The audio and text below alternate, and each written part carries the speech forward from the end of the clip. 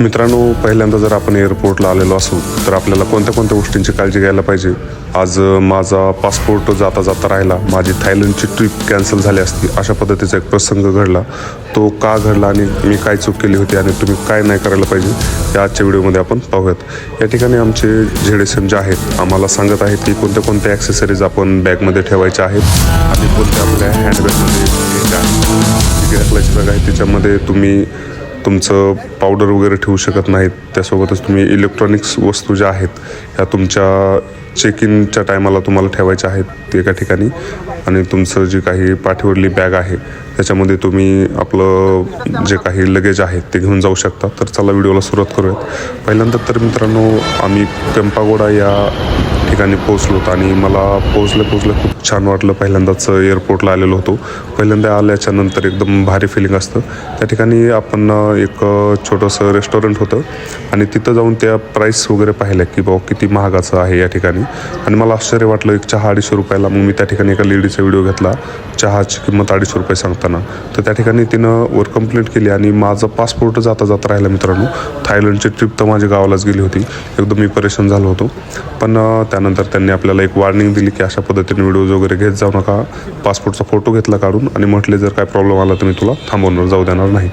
मग थोडंसं धाकधुकीच्या काळामध्येच आणि टेन्शनमध्ये आम्ही त्या ठिकाणाहून आमची जी काही फ्लाईट आहे ती पाहिली, कोणत्या सेक्शनला जायचं आहे आपल्याला. त्या ठिकाणाहून मग आम्ही आलात सरांनी एकदा सांगितलं की बाबा जे काही वस्तू आहेत आपल्या त्या कोणत्या बॅगमध्ये, जी आपली पाठीवरली बॅग आहे त्या ठिकाणी चाकू वगैरे त्याच्यामध्ये नसायला पाहिजे. आणि जी खालची बॅग आहे त्याच्यामध्ये ढकलायच्या बॅगमध्ये जी ट्रॉली बॅग आहे त्याच्यामध्ये इलेक्ट्रिकल जे इक्विपमेंट आहेत जसं की मोबाईल असेल, बॅटरी वगैरे असेल ते ठेवायचं नाही.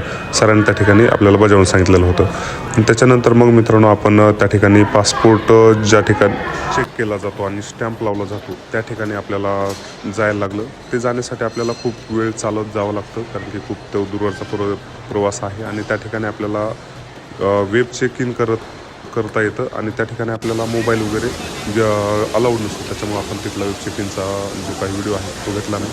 त्या ठिकाणी आपल्याला सीट वगैरे दिल्या जातात आणि जास्त पैसे घेऊ शकता. परंतु आमच्याकडे जास्त पैसे नसताना आम्ही विंडो सीट वगैरे घेतली नव्हती. त्या ठिकाणावरून आपल्याला कोणत्या सेक्शनला जायचं आहे ते समजलं आणि तिथून आपण आपले जे काही फ्लाईटचं तिकीट भेटलेलं आहे ते घेऊन आतमध्ये आला.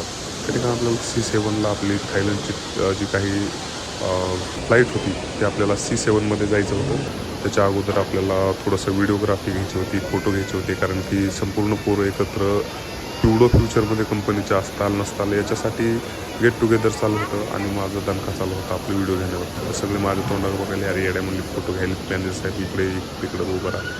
असं करत मग मित्रांनो मला त्या ठिकाणी जाऊन थांबावं लागलं त्यांच्यासोबत.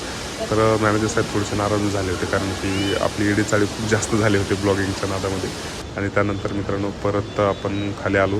त्या ठिकाणी खूप साऱ्या बिअरच्या बाटल्या वगैरे, खूप सारं ड्रिंक वगैरे आपल्याला परचेस करता येत असते.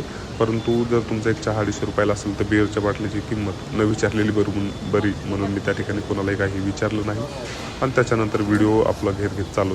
एकदम सुंदर पद्धतीचं क्लायमेट मित्रांनो, एकदम चकचकीत पद्धतीचा कार्यक्रम आपल्याला त्या ठिकाणी पाहायला.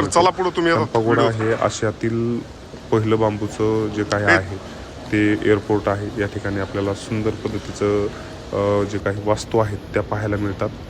तुम्ही जर पैसे घेऊन आलात भरपूर तर इथं खूप सारा पैसा खर्च करू शकतात. तुम्हाला एका चढ एक सरस पद्धतीचे कार्यक्रम या ठिकाणी पाहायला मिळतात.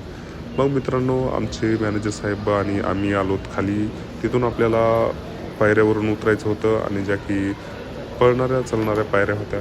त्याच्या अगोदर मित्रांनो थांबा, एक गोष्ट विसरली. मी एका फॉरेनरला भेटलो होतो त्या ठिकाणी आणि फॉरेनर आपल्याशी चर्चा वगैरे करत होते. इथं एकदम सुंदर पद्धतीचं दृश्य एअरपोर्टवर त्यांनी क्रिएट केलेलं होतं एअरपोर्टवाल्यांनी, जे की मनाला खूप लुभावणं वाटत होतं. या ठिकाणी फॉरेनर खूप जास्त होते. एअरपोर्टच्या ठिकाणी फॉरेनर असणं एकदम कॉमन गोष्ट आहे की मला या ठिकाणी आल्याच्यानंतर समजलं. कुणी आपल्या बिझनेस निमित्त आलं होतं तर कुणी काय असणं, कुणी कशानं. तर मित्रांनो, आपल्याला काळजी कशाची घ्यायची आहे तर सर्वप्रथम म्हणजे आपले जे काही इलेक्ट्रिक इक्विपमेंट्स आहेत ते ट्रॉली बॅगमध्ये टाकायचे नाहीत. दुसरं, आपली बॅगचं जे लगेज आहे ते लगेज कधीही जी आपली हँडबॅग आहे तिचं 7 किलोच्या वर नसायला पाहिजे आणि जी आपली ट्रॉली बॅग आहे त्याच्यामध्ये 15 किलोच्या वर नसायला पाहिजे. पर के जी परत 500 रुपये आपल्याला एक्स्ट्रा द्यावे लागतात. त्याच्यामुळं तुम्ही तेवढी काळजी घ्यायची आहे. त्याच्यासोबतच तुमच्यासोबत कटर, अंगठी, चेन वगैरे असं काही आणायचं नाही. जरी आणलेलं असेल त्या ठिकाणी आपल्याला चेक इनच्या अगोदर एक ट्रॉली दिलेली असते. त्या ट्रॉलीत टाकून आपलं ते इक्विपमेंट आपण टाकू शकतो बाजूला. मोबाईल वगैरे पण, बॅटरी वगैरे पण आपल्याला त्या ठिकाणीच ठेवावी लागते. त्याच्यानंतर मित्रांनो आपण आलो शेवटी उतरत्या पायऱ्यावरून आणि या ठिकाणी पण आपण एक थोडंसं फोटो सेशन घेतलं आणि त्याच्यानंतर आपण आत्ता रात्रीचे 1:30 वाजले आहेत आणि आपण आलेलो आहोत आपल्या C7 या ठिकाणी. 1 तास अगोदरच आम्ही या ठिकाणी येऊन बसलात कारण की आम्हाला उत्सुकता आहे फ्लाईटची आणि माझा पहिलाच फ्लाईटचा प्रवास असल्यामुळं मी या ठिकाणी एकदम इंटरेस्टेड आहे की कशा पद्धतीनं काय काय होतं आहे ते पाहण्यासाठी. आणि लवकरच आम्ही फ्लाईटमध्ये बसणार आहोत. त्या ठिकाणी एक फ्लाईट दिसते तुम्हाला, विमान आहे आणि आम्ही या ठिकाणी त्याची वेट बघत बसलेलो आहोत. तर लवकरच आम्हाला पण कॉल येईल. आम्हाला विमानात 2:30 वाजता बसायचं आहे. आजच्या व्हिडिओ तेवढंच. धन्यवाद.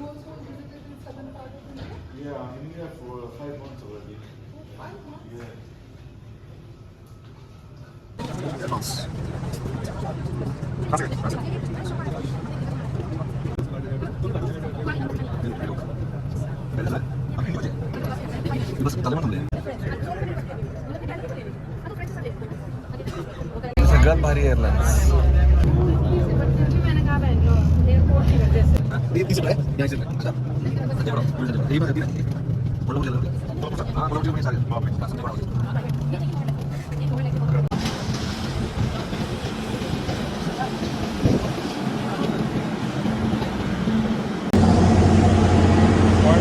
We are coming here at the same place, same time. Vivo Viman.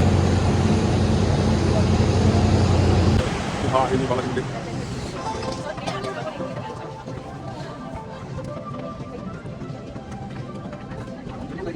Under the central आता दिसायला clear. slip the jacket over your head मग आता and लाईट secure the चमकत strap होता. around your waist. Inflate by pulling the red tab or tabs, and to inflate it further, blow into the inflation tube or tubes. Inflate the life jacket just before leaving the main exit doors. If evacuating through an overwing exit, inflate the life jacket after leaving. If the aircraft has slides or slide rafts, board the near